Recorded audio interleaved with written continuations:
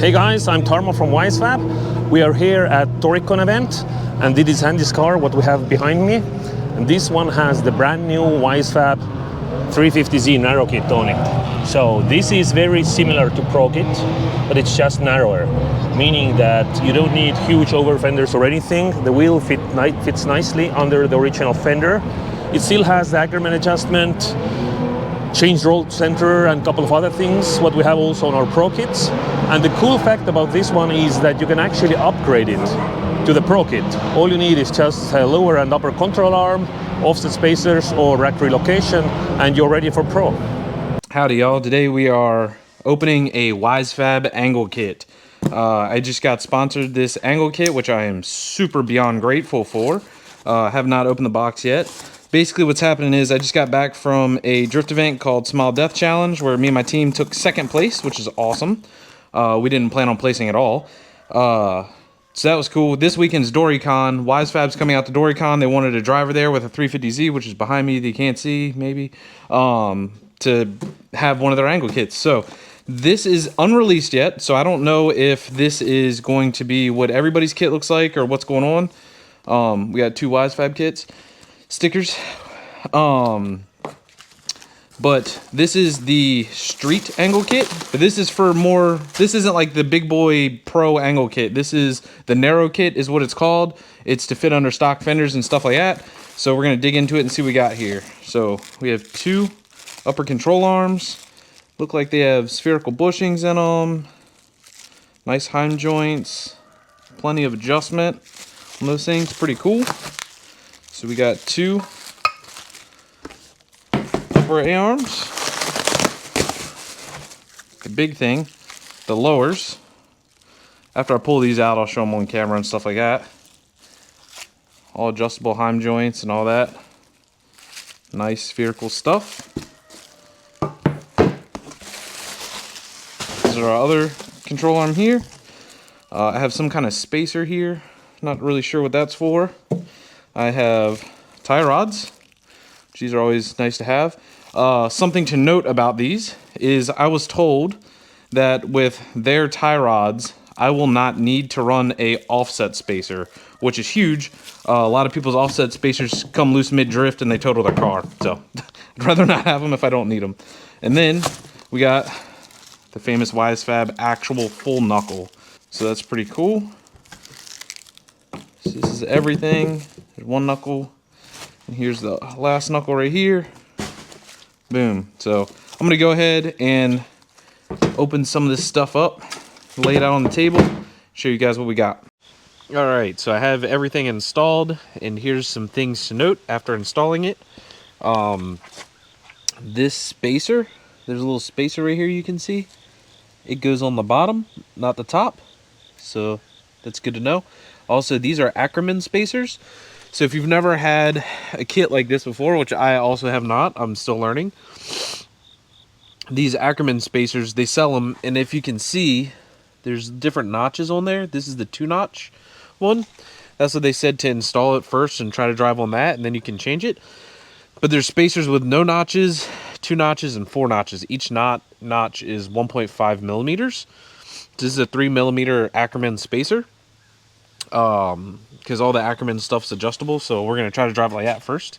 There's a rack spacer thing right here, which I really like this because these are like a really weird size and a lot of tools don't fit the tie rods, so it's cool to have all that. You do get a spacer that goes up in here. One of the issues I had is my previous PBM kit that's in there. I didn't realize, but one of the spacers was stuck up in there, and then I couldn't get the subframe brace thing back on. Something else to note is there's not a spot to put your factory brake hose.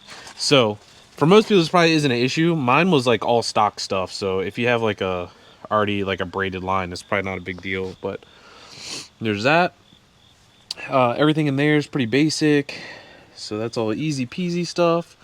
Let me swivel this around so you can see the front. There we go, there's the front. And I read that, so these have 2 slots here. I guess you can see that, yeah, it has 2 slots here. This one and this one. So you have to reuse your stock wheel bearing hubs thing. It just presses in there and has a little spacer. But this is also made so that you can put the 370Z brakes and 370Z wheel bearing thing in there. And if you use the 370Z wheel bearing spindle hub, whatever you want to call it, you don't have to use a spacer. But this will just bolt on 370Z stuff. So I assume it's the same kit for 370 and 350. I could be wrong. The upper control arms, everything looks good. So we're just gonna do a bolt check, nut and bolt check, make sure everything's tight. I'm gonna paint and pin everything, and then we'll be good to go. Now, one of the issues I am having, there's two things I don't like. But that's, everything's gonna have stuff you don't like, right? So these are 18 by 10 and a half, so I cannot run these in the front. They're too wide. It sticks like way out here. So if I had, so there's ways to fix that for sure. Definitely not a Wisefab problem. It's a me problem. I could run wider fenders and keep it at the same settings they have, because these kits come preset to the settings that they want it to be at, the camber and all that stuff. So I could just get wider fenders and it would work like that, or I could add a bunch of camber in. I want to drive it how they want it first, and then we'll make changes from there and see if we keep these wheels or what we do with them. So the one thing that I do not like about this kit is that to adjust it, I could be wrong here, but I think this is just a lock nut. So I think to adjust it, you would have to like take the whole control arm out, make your adjustments, and then put the control arm back in, which isn't the end of the world, but it's kind of annoying. It's the same thing up top. Their pro kits aren't like that. Their pro kits have like stuff in here, so you can just like loosen 2 bolts here and adjust it through there. Just something that's annoying, but you know, it's not the end of the world. The PBM kit I could do that with. Angle wise, I mean, looks like a decent amount of angle. Should be plenty for what I'm doing. Stock power DE. Yeah. So the issue I'm having problems with now is I don't have wheels that fit the car to be able to move the car. These are too big. They hit the spindle on the inside and they stick out. And then I have some VSKFs. My bad. Ignore all this mess. It started to rain, so I had to throw everything inside. So I have these VSKFs. I'm going to try to rebuild these, and then I'm going to have to run like a little bit of a spacer. So Wisefab told me that they wanted a 18 by 8.5. I think it was like plus 30 wheel, plus 35. I can leave it down in the description. I don't have that. So I have, those are 18 by 8s. So I figure if I run a 1/2-inch spacer, then I'll be able to, you know, it's essentially 18.5 at that point. Even though it's not, but, so we're going to try that. So I'm waiting for those to show up. In the meantime, I will rebuild these VSKFs, and then, yeah, we'll get the car on the ground, hopefully. All right, that might have been a little bit confusing. So the first part of this video we shot after the second part. This is going to be the third part. I just want to talk about my overall opinion on this, and then we'll get into some driving footage real quick.